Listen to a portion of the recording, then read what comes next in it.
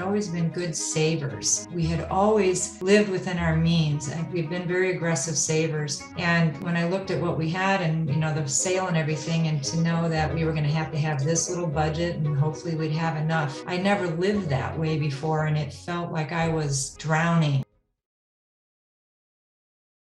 Good day, everyone. This is Dr. David Phelps of the Freedom Founders community and the Dentist Freedom Blueprint podcast.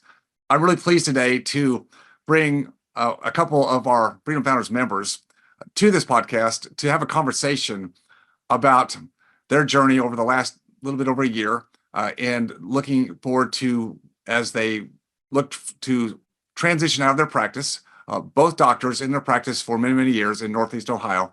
And I'm pleased to have Doctors Marty and Debra Crombie. Marty and Debra, thanks for being here with us today. Thanks for having us. Good to see you both. Thank you. Likewise. You look good. You look happy. You look relatively content. How does it feel? Honestly, it feels really good. It's gone better than expected. So I'm so glad. When do we have our blueprint weekend? Give me approximate. It was in July of last year. Yeah, just July of last year. So yeah, I mean, just 10 months later, you basically, because you completed it in May, just last month, right? That's when you you signed off.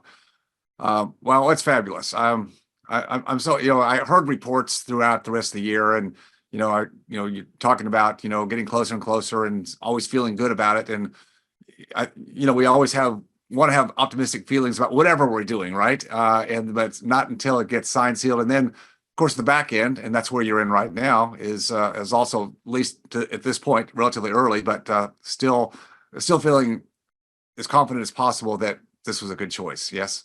Yes. Yeah. In fact, the guy who's kind of in charge of our office was there today, and he's going to be here pretty much the rest of the week. So it's his second time here already. So we've had plenty of interaction.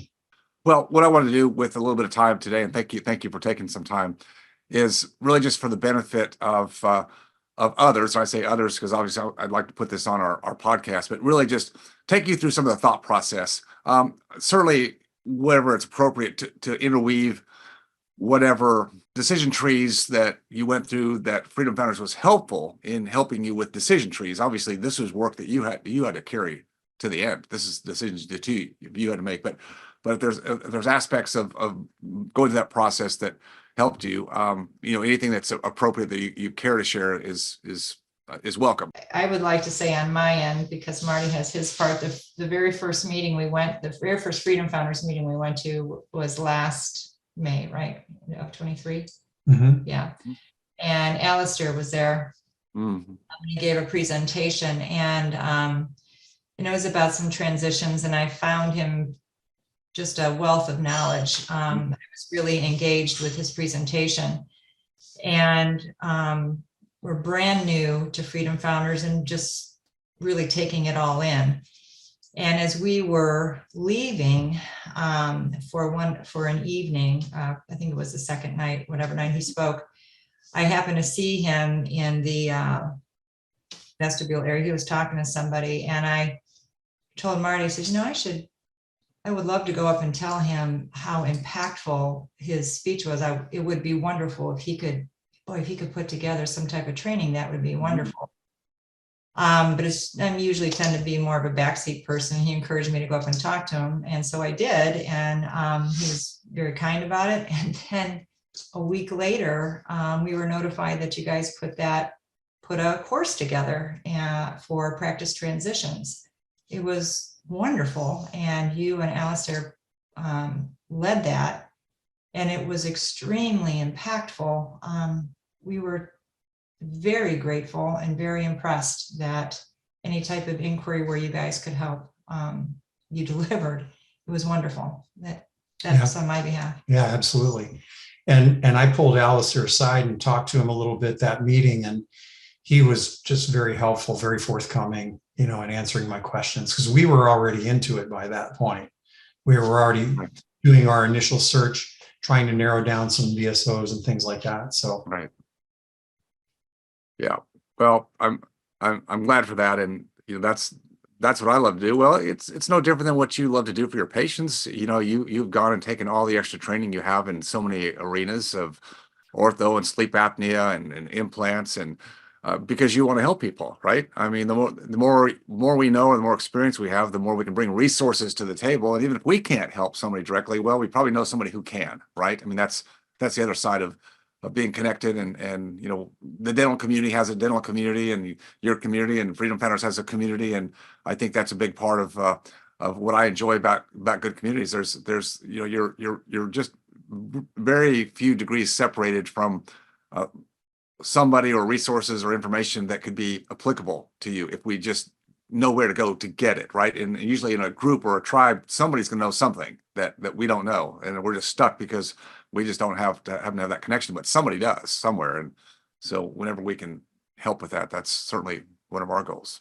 yeah. And then I think Brian had picked up that we were looking at DSOs, and he right away was like, "Oh, I got to introduce you to Tommy Reed. He went through the MB2 route, and then I got to introduce you to this guy." And so he did that. He facilitated those introductions, and that just opened up all kinds of questions, and it was just a fantastic resource. So that is the power of the Freedom Founder community, because we talked to several people who were either going through or had gone through the transition already.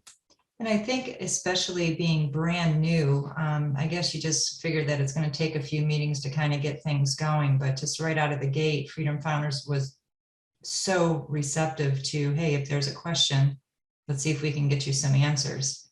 It was just, amazing. And the information that we gathered from you, from Alistair, and from the networking that we were hooked up with were instrumental in the sale. Yeah, absolutely instrumental. And I think it should not go without saying that Mike Abernathy was just an absolutely tremendous help. Yeah.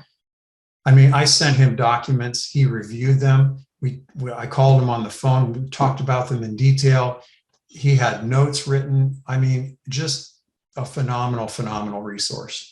Well, I think we're talking about the power of relationships, really. And it's interesting that we're doing that right now, because earlier today, I did a separate conversation with somebody not in Freedom Founders, but somebody who I know well in the real estate space. And he's also a person that has decades of time in a certain segment, but our focus was on relationships and the power of those relationships and what that can bring to our own discernment, the advisement we get from having what I call, who's your five. So you have a core circle of people that maybe is your really trusted mentors, advisors, people that maybe been around you for some time, and then your next level out. Well, who are the next people out, right? And you have that group of people, and just utilizing, and it's mutual, it's reciprocal. We bring things to the table for some people, and vice versa. And I think the adage that iron sharpens iron is no more true when we're going through difficult decisions. Difficult in the fact that you want to make sure you land it well. Right? Selling a business, selling a practice is, you don't get a do-over. When you decide to pull that ripcord when it's time, it's always a little bit scary. You're thinking, well, we want to do it. We've worked long enough. We should be able to do it. Aren't we kind of entitled to have some freedom? But then you start to think about it and go, yeah, but what if, right? And you go through all the scenarios of how this could be done wrong, badly. Maybe the timing's not good. We talked earlier about, well, what about the staff? What about the patients? We have stakeholders that are that rely on us, right? And what do we do with them? And we start having sometimes some remorse and guilt feelings. And did you go through like a whole circle at some time, or part of a circle? I'm not trying to put words in your mouth, but I'm just, the emotional part of all this did you ever step back and go, well, maybe not now, or you pretty much focus on, we're going to do this. It's just a matter of how we do it or who we do it with. Well, yeah, there was a lot of emotion that went into it. When we started looking at our timeline, because I wanted to be out, no later than 65, and Deb actually wanted to be out a little bit earlier than that. And then, then it was like, okay, well, we started talking to some of the initial groups, and they're like, well, we want a solid 5 years out of you minimum. And we're thinking, oh God, we came to the table too late, And so that was an emotional concern for a while, but didn't end up being an issue for us in the long run. We got found exactly what we got exactly what we wanted. Well, you're saying you were able to negotiate that time period down. Yes. Now there were some groups that were really not willing to negotiate that time period, and so obviously they were, narrowed out of the final. But if you look hard enough and you are persistent, and I think tactical in your negotiations without being unreasonable, then you can get what you need. And I think early on, exactly what you were saying earlier, David, the anxiety was pretty high. It was overwhelming. It's your life's work. It's the biggest financial decision you're going to make in your life. And there were a lot of sleepless nights because I just couldn't believe that we were actually going to do this. But I circle back to what we said earlier. Knowledge is power, and those relationships were powerful because it was the lack of knowledge that gave us the anxiety. We didn't know what was around the next corner, and utilizing those relationships and gathering the knowledge gave us the power of confidence. And the offer exceeded our expectations. We got everything we wanted. And I will tell you that as it got closer to the sale, I never slept better. And I found all the paperwork. Both of us, we thought it was going to be this big momentous thing. It's a little overwhelming, as you know. There's just a lot of papers and stuff. But I never looked back because we had the knowledge on on what to negotiate, on what to go after. And I never had an ounce of anxiety like a couple of weeks beforehand. It was just really getting the lawyers, getting all the paperwork done. But the fact of the sale, I've never looked back. And for me to be able to say that is amazing. But that's just because of the power of the knowledge that we obtained. It gave us exactly what we needed in order to be able to negotiate what we wanted to take care of ourselves. And case in point, we got down, we were pretty far into the negotiations, but the lease had really not been hammered out at that point. And, I had contacted a REIT that buys dental offices. And because we wanted to position ourselves for the future, we want to say, okay, well, 5 years down the road, if we're retiring now, moving out of the practice, after we fulfilled our obligation to the DSO, we wanted to have an exit strategy for the building should we want one. So we knew that the lease had to be structured a certain way with certain parameters to be attractive to one of these companies, one of these REIT brokers or whatever they are. And so I contacted one of them. I said, hey, give me a list of what you look for in a lease that makes a building attractive for sale. And he did that. And so when the lease came out, it didn't have a lot of these parameters in there. So we had to kind of take a deep breath. We put together a letter and we sent it we emailed to the DSO, and we thought about it. We spent a lot of time on it. And it came back that they essentially gave us everything that we had asked for, except for there was like one thing we didn't get, and that was like a 10-year lease. Yes, 5-year with a Yeah. And the heck of it is that we didn't catch this until 2 nights before. We're supposed to have the papers signed on Tuesday, and on Sunday we realized that the rent, I can't believe this, that the rent amount that they used was not the current rent amount, and it was different by the better part of $1,000 a month. And we thought, oh, this is going to be it. Because there's no way they're going to do this. So we let them know. We showed them what the rent was. They got back to us. That was at 7 o'clock at night. And the next morning they said, yep, we're good. We'll go. We're fine with it. I mean, that's just how positive an experience it was. So it was good. But we had built a relationship. You were talking about relationships earlier. We had developed a relationship with the management people. And it was a relationship that was based on integrity and trust. Win-win. And win-win. We were looking for a win-win type of outcome. And so I think that they were willing to bend because they knew that we were coming from a place of integrity, and they knew the reasons why we were asking for the things that we were asking for. And I think that made a big, big difference. Well, the fact that you could look at each other and see through that same lens, I understand what you're saying, is in their case, they're wanting to purchase what they consider quality practices with all the different variables and criteria they would look at to call quality. And the essence of quality comes from the people who, in this case, the owners, because everything from there, falls down, everything aspect, all your staff and your patients, and really what we call the goodwill. We can look at the tangibles all day long, but it's the goodwill. And so for them to see that in you that's smart business. And I would agree. Certainly one could say, well, business people would come to the table and they're going to negotiate hard, right? And they're going to pull back and maybe give you a few things, but it sounds to me like they really appreciated what they saw as they did their due diligence and went down deep, and certainly had to do a lot with their meetings with you, the direct meetings, the correspondence, how you carried yourself in that. And glad that you're working with a counterparty that respected that and we're not going to nitpick you and cause maybe ill feelings or maybe even the transaction not to go through. So it sounds like smart people on both sides, which that's a blessing. That's a blessing. It doesn't always work out that way. Could I ask you this?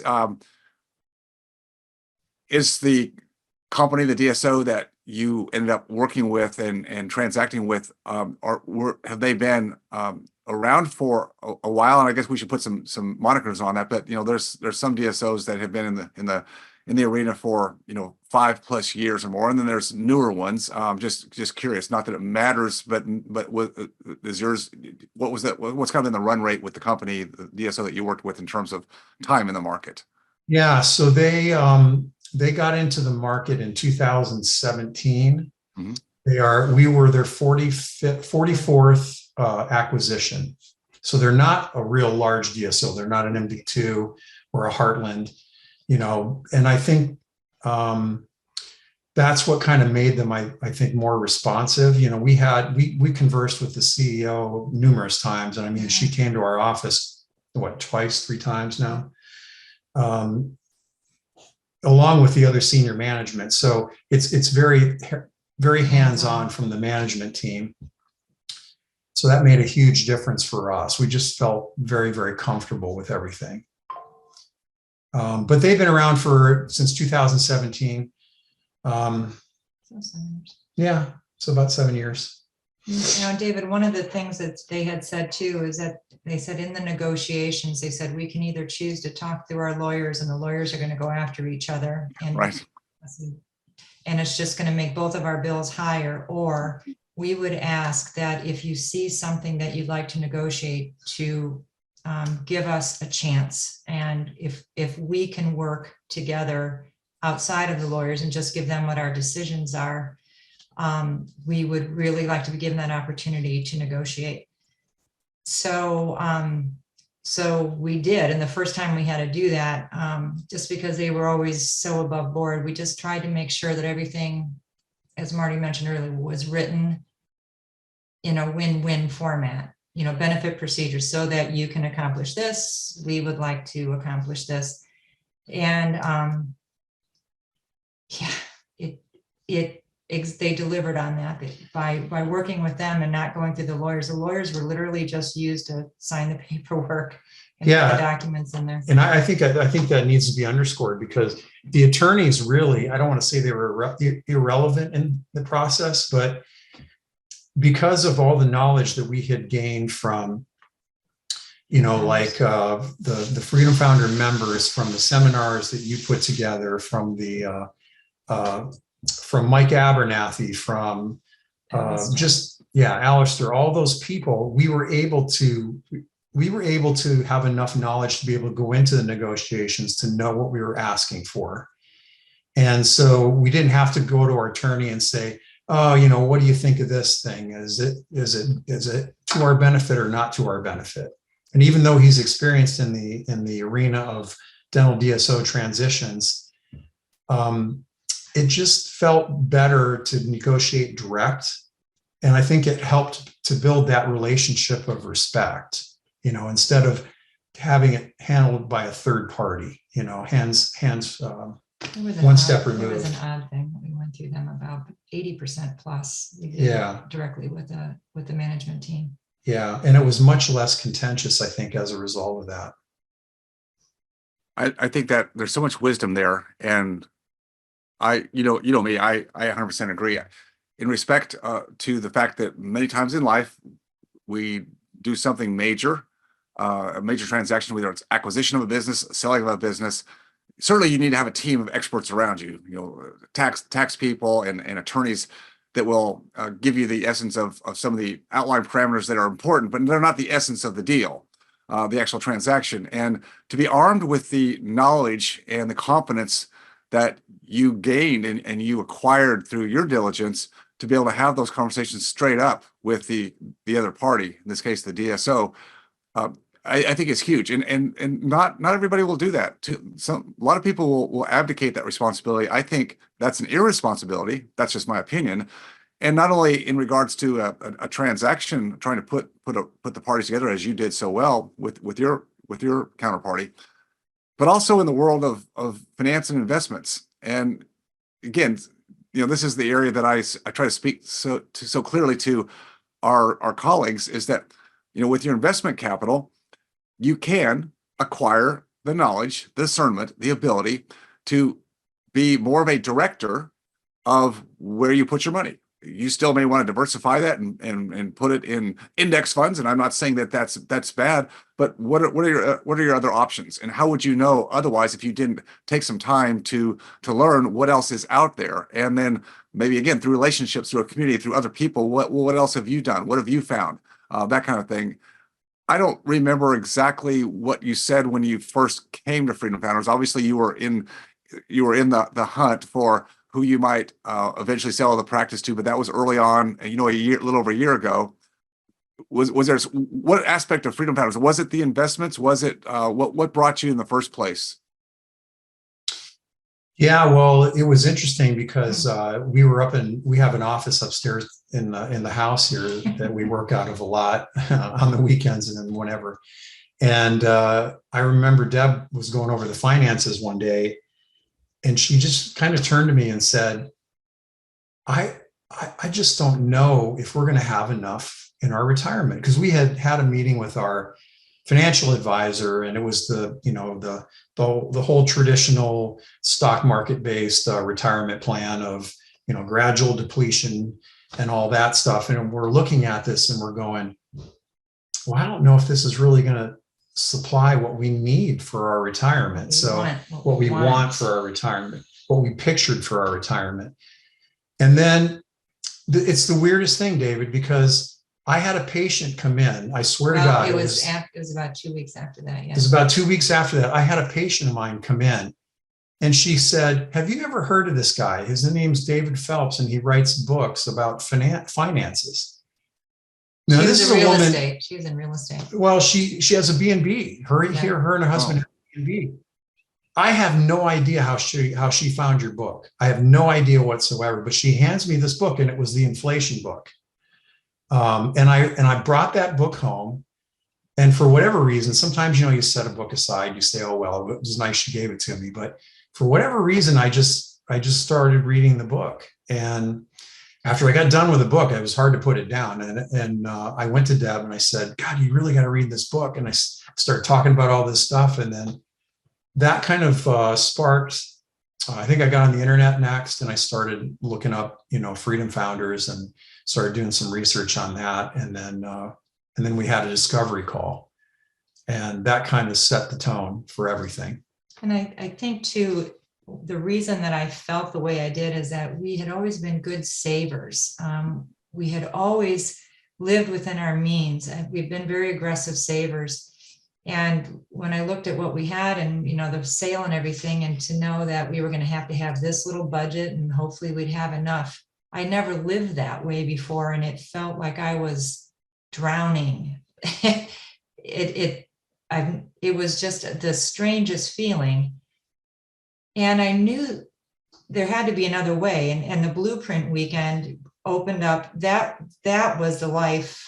If we do everything correctly and learn what we're supposed to learn, that gives us the life that I had envisioned on our next stage, not this guardrail, hope you have enough, glad you saved all your money because we're making a lot off of you type scenario. So I was very grateful to that patient. Sometimes you wonder if there's divine intervention, I tell you, because the timing of that was the almost timing was haunting. just uncanny, Almost to haunting. have that happen. So it was just strange in a good way. I often say that, and I think it's so true, and you really kind of stated this right here, that we're blessed to be able to make the money that we do. Of course, a lot of work goes into that. Not saying that it's easy at all to gain the credentials, the licensure, the education, the continuing CE, the risk that we take every day as small business owners. But getting up and going to make that money is something we sort of take for granted. And you're right. When we make a better than average living, when we see that day coming to an end where we're not going to be driving that anymore, we're not going to be necessarily going to work, and we'd like to take the fruits of our labor and now live more freely or have more options, right? Take the chips off the table. That can be a scary moment. And I think that's what I see and hear from a lot of doctors who are like you, thinking about, well, is this the right time to sell or look at a sell or a transition of some kind? And once they start to put pencil to paper, many times, and even with their financial advisor, it's like, financial advisor said, well, how's your back feeling? How are your hands? You're still good for a few more years, because it might be good just to keep plowing ahead. In other words, the uncertainty, the real uncertainty can cause us even sometimes to prolong making that decision further than we need to. And Freedom Founders, as you know, we often say you're closer than you think. You're closer than you think. Once it's just changing the mindset and giving people the confidence that you can take a much more direct role in your investments. And not that we can time the market, not that we can offset the cycles, we can't at all, but there's just ways that we can better hedge those positions. And I know through my many years, create more predictable, reliable, sustainable income that will replace what we used to go earn, or replace enough of it so we can live our life and not be afraid that we're going to run out. There's something to be said for the learning curve, because whereas the convenience of having someone else manage that for you, you pay dearly for, because your potential lifestyle is X. And so I won't deny that there's a lot to learn, and appropriately so. You get out of life what you put into it. So as we're on our journey with that, we look forward to, because we can see stuff coming in. It's very nice to see that being rewarded. But there's a little pucker factor there at the beginning when we transitioned over to be responsible for our future. So it makes you work even harder. So you get out of life what you put into it. Yeah. How does it feel now? You said really kind of the same thing in regards to learning through the various people and Freedom Founders and the training and some of the resources about how to best navigate a practice sale transition. And you learned enough to carry with a level of confidence those conversations with the parties of the DSO. How are you feeling now, a little over a year in the journey on both the practice, but also with the focus on how you can better direct some of your future financial assets and investments? Are you gaining this somewhat the same level of confidence? There's always more to learn. I mean, we'll never quit learning something we want to learn, but are you gaining that confidence, or is that coincided with the close of the sale of your practice this last month, alongside and giving you additional confidence that this is going to work well, and you don't have the feeling of anxiety that maybe many people do? Well, I think from the stand, obviously the additional proceeds from the sale open up more options for us in terms of our investing, and make our overall portfolio look more attractive. I think the challenges right now, as we all know, the economic conditions right now are challenging and different from what's been going on for the last 15, 18 years since 2008. So the challenge now, I think, is in, not only learning the investments, but doing extra due diligence, because, there may be some things like equities where they may not be as attractive right now, or are not as attractive right now. And so we've got to avoid. So I think we just have to do a lot more due diligence at this point before we decide where to invest the money. And we have to focus on capital preservation as well. Ever since the timing of us joining Freedom Founders, unfortunately, we missed that big window. So ever since we've been in Freedom Founders, it's been things are going to take cautious, be cautious, be cautious. So we don't know what it's like on the other side. So part of the price of that is we've a little paralysis by analysis, a little hesitancy to do things. So we're kind of creeping along. But what I have found is that we're starting to become more confident in asking very direct questions in our fit group. I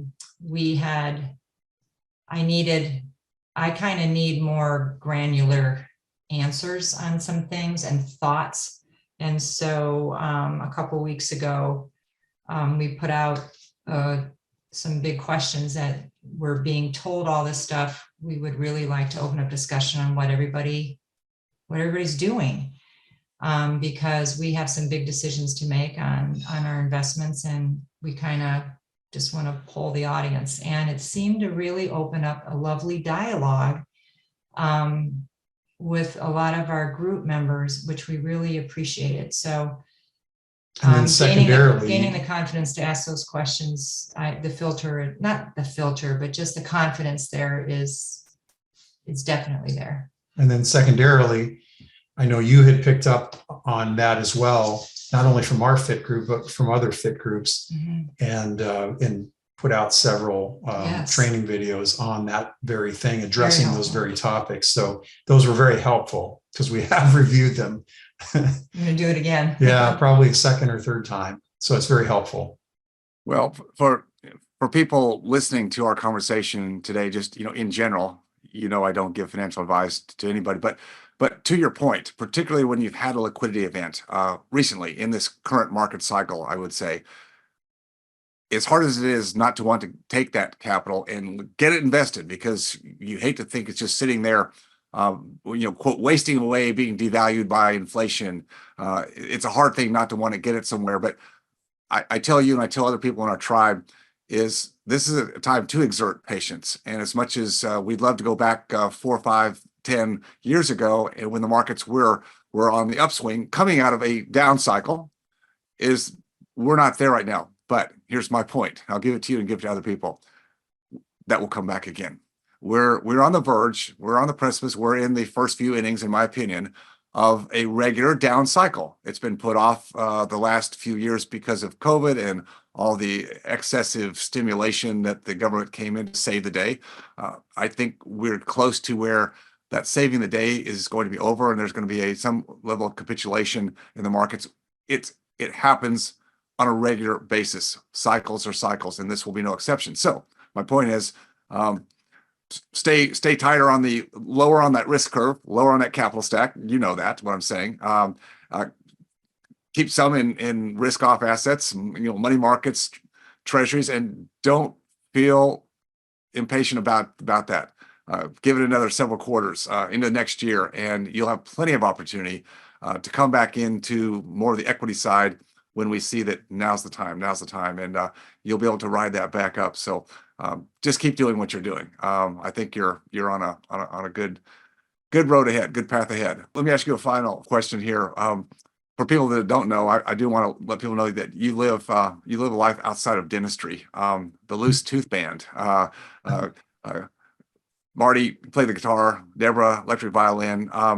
Just for our listeners' knowledge, aren't you booked up like for months in advance locally in the Northeast Ohio area where you live and practice? But aren't you booked up quite a ways into the future with your band? Yeah, I think by January we had probably 80% of our dates booked already.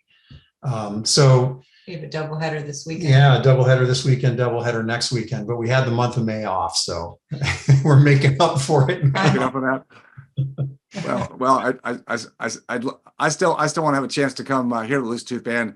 Maybe we need to fly you into one of the Freedom Founders events, fly the band in, and you can do a set for us one of our evenings after a day. That would be a lot of fun and good for you for having enjoying life as you have all these many years. Dentistry has been your profession, but you also have other skill sets and hobbies that you enjoy. Will continue to enjoy, obviously, for years to come. And do you have any particular?